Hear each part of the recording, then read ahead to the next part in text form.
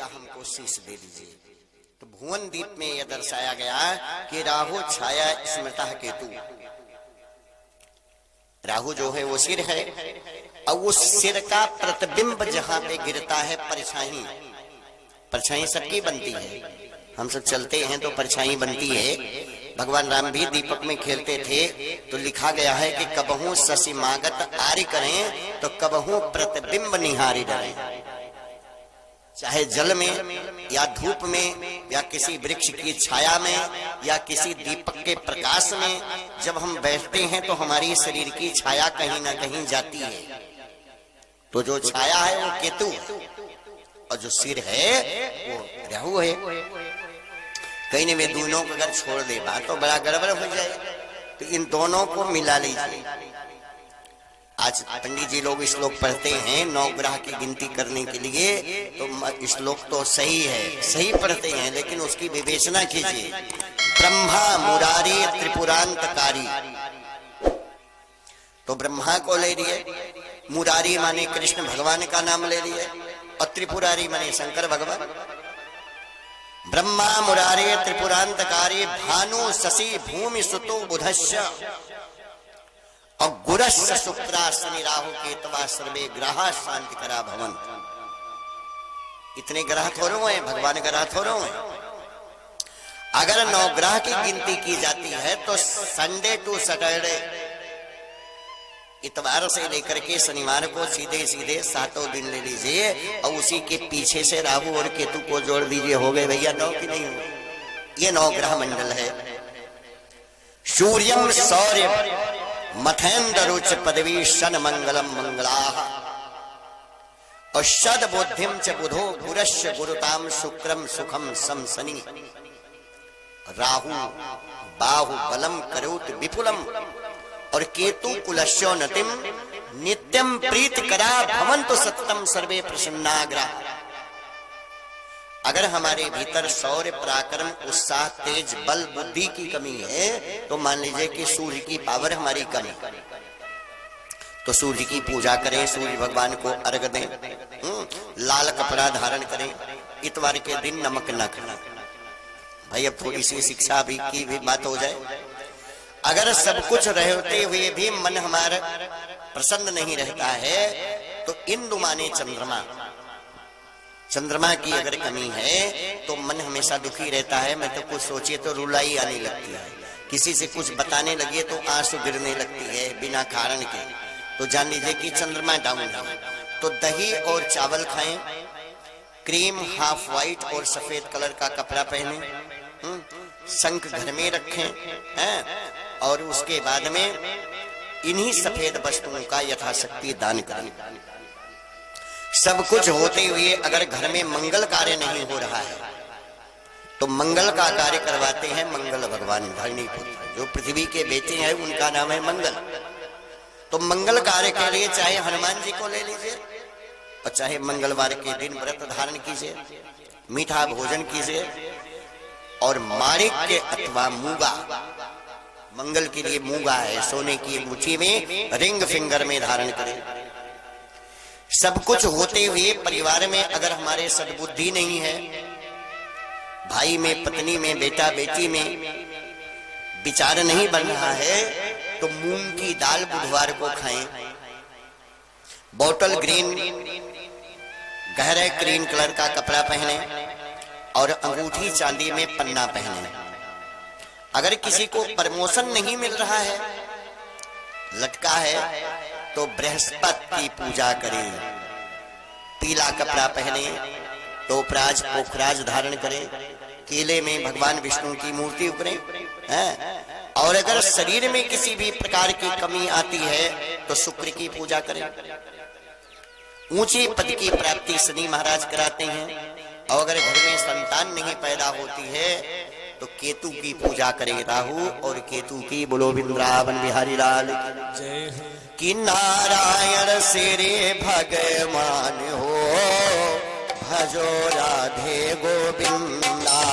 नारायण सिरे भगवान हो, भजो राधे गोविंदा। राधे गोविंद भजो बाल मुकुंदा, राधे गोविंदा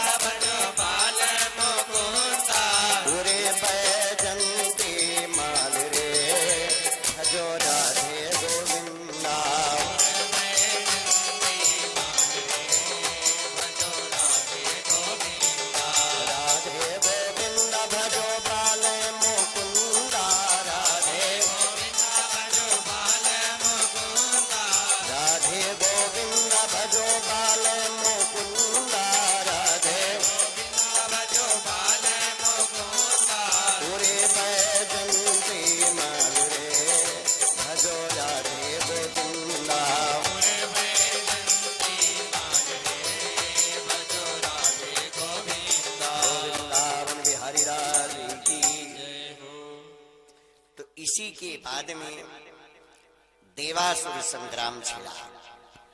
देवधन असुर, भगवान तो चले गए और लड़ाई में राजा बलि हार गए।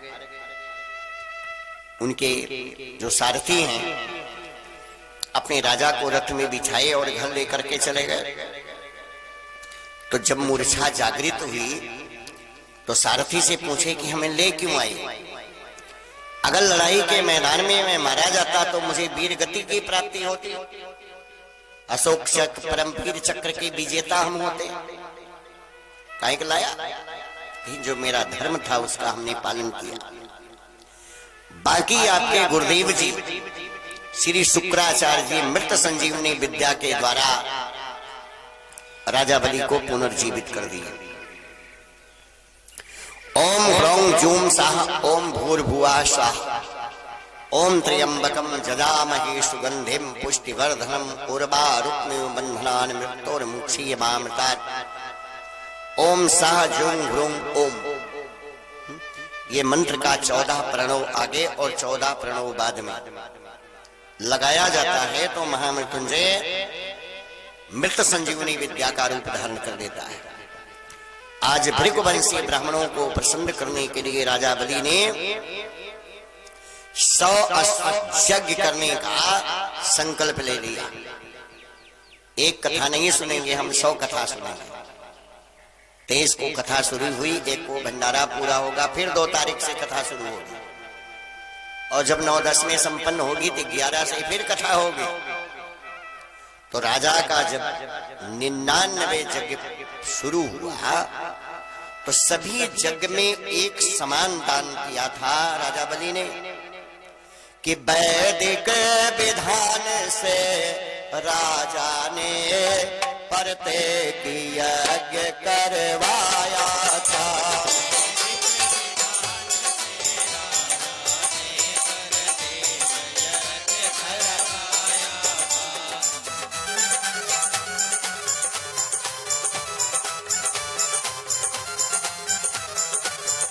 वैदिक विधान से राजा ने प्रत्येक यज्ञ करवाया था।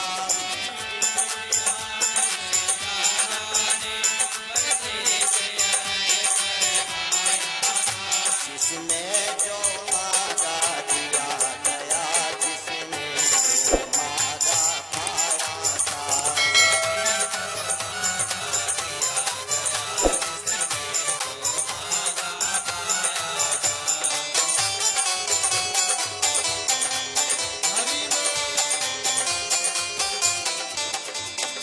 तो वैदिक विधि विधान के अनुसार राजा ने यज्ञ कराया और उसी यज्ञ से सुंदर जो हैं वो इंद्र के द्वारा युद्ध में जीतने के लिए अग्निदेव ने अश्वों के समान सिंह के चिन्ह से चिन्हित एक रथ हवन कुंड में से निकला, जिसमें दिव्य धनुष, अक्षय बाण, तरकस, कवच सभी विद्यमान थे।